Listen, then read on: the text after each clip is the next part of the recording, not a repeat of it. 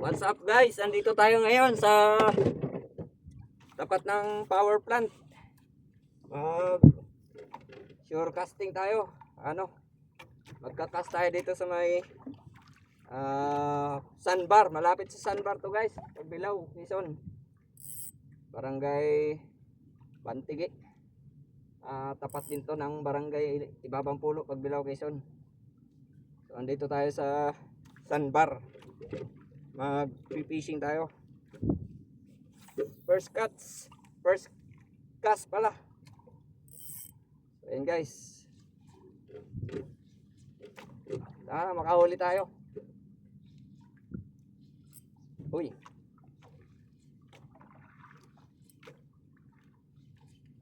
Ano lang guys. Ni-strike lang. So medyo mainit talaga. Fishing tayo dito. So ang gamit natin ay itong lure na to, redhead, na may pagkamimo. So may mga huli na rin pala ako guys, 4 na piraso.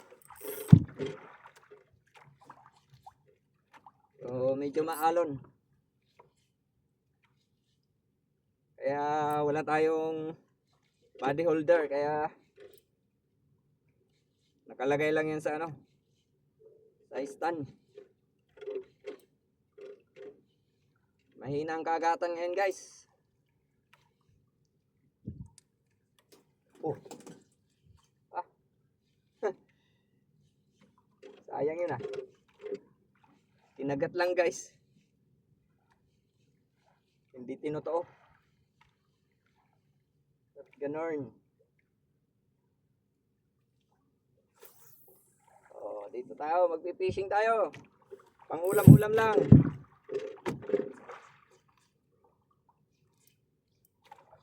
Yun, naka-fish on din. Yun guys, naka-fish on tayo. Kasing itim natin to. Maliit lang yata. Ayan. Ayan guys. Good na rin to. Goods na rin. Ayan fish on tayo guys. Gamit natin ang ating lure.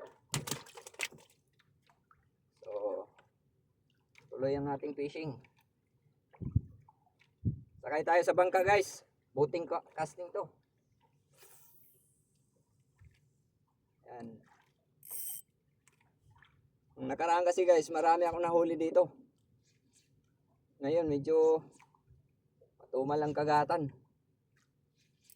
Yun. Yun, nadali ulit guys. May fishing ulit tayo. May fish on ulit tayo. Kaso itim ulit. Ayan guys sa gustong mag-fishing, pwede ko kayong samahan dito. Pag-usapan natin kung sasakay kayo sa bangka ko. So pababa lang nitong bangka na to mga 2 weeks ago. Maliit lang to guys, pwede dalawahan dito. Isang makinista at isang magpipishing. So bali dalawa tayo. Pwede 3 basta lang, unfishing, beating weight. Pero pag ganitong casting, yun, dali ulit guys. Yun, kadali tayo. Pag ganito guys, casting, hindi pwede yung dalawa rito. Hindi pwede yung 3. Dalawahan lang. Pero pag unfishing, beating weight, pwede tayo dito 3 guys. So guys, ayan tinamaan sa likod, sa tagiliran.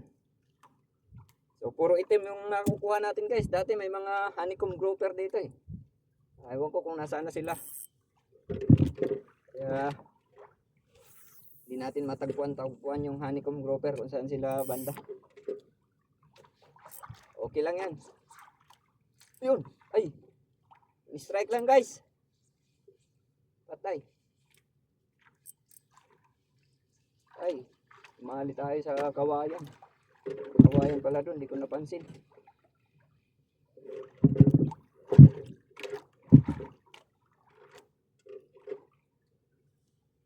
Cash. So, cash lang ng cash habang mayroong kumakagat. Wala tayong hanik. Yun, fish on. Oh, guys. Ayos to. Sana honeycomb na to. So, ayan oh. Ay sus, itim na naman guys. Bakit laging itim? May itim din kasi yan ng fishing. So, ayan oh. Okay lang, ulam pa rin yan guys. Hindi natin tatanggihan yan. Yan. Okay.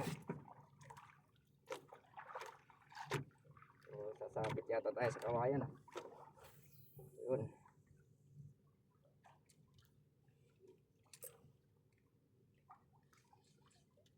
Ayan. Fish on. Kagatan na sila guys. Kaso puro itim lang. Ganda ng kagatan ngayon. Kaso itim lang yung isda. Pero goods na yan. Pwede natin gawin tong tawag nito. Pwede natin gawing bislad. Dahil mainit pa ang panahon ngayon, pwede natin gawing biniklad to. Lagyan natin ng asin, babad natin sa suka. At saka lagyan natin ng konting paminta bago natin ibilad. Goods na yan, pang ulam. Pag walang maulam, kaysa bumili ka ng tuyo. Goods na goods yan.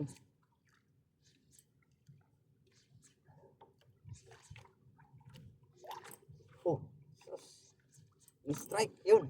Hey, pangalawang strike guys, hindi nadali.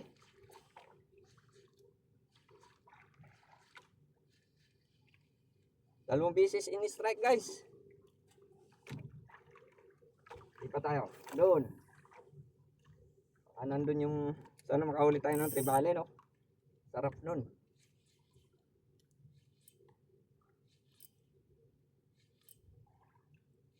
Mainit na guys. Tanghali na kasi. Tsaka yun. Ang dami na strike guys. Hindi tinutotoo. Maganda siguro dito guys, magang maga. Tapos yung nagbabatak pa ng taib. So maganda siguro talaga rito. Tanghali na kasi ako malis sa bahay. Dahil akala ko may guest pa doon na dadating. Eh wala namang guest na dumating. Eh di. Kaysa nakatingga lang doon sa bahay. Sa tindahan, wala naman nabili. Mag-fishing na lang. Para may pang ulam.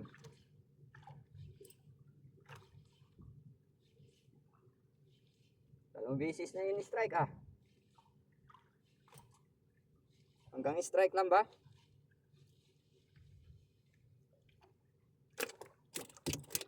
Wala tayo nahuhuling ibang isda kundi puro itim. Puro itim lang yata isda dito ah.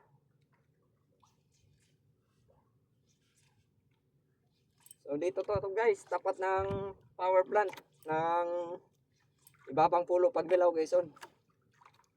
Sakay tayo sa ating mini boat. Yung makina natin ay Robin EY20. Yun, fish on. Fish on guys. O ayan, itim na naman guys. So favorite talaga natin yung itim na isda. Ayan o. Favorite talaga. Walang honeycomb. So nakailang fish on na tayo. Yan na natin ilagay. Nakalimutan ko nga pala yung basket ko guys, yung lalagyan ko ng isda.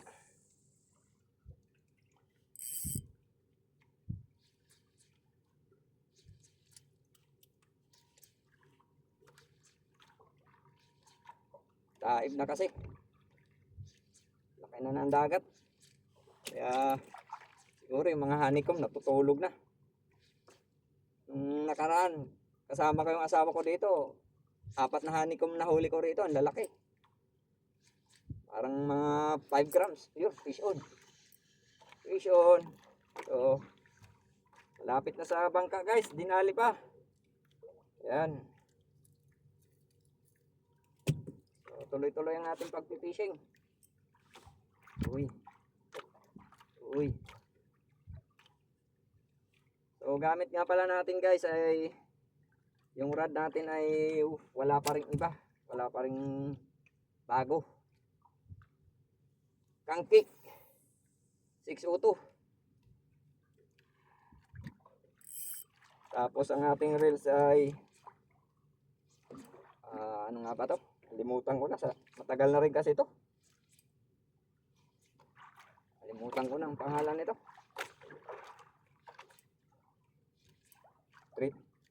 Ano to guys? 3,000 series. Tapos yung ating breadline ay binili ko lang sa Shopee. Halagang 300. 200 meters. Ano to guys? 15 LB. 15 LB to.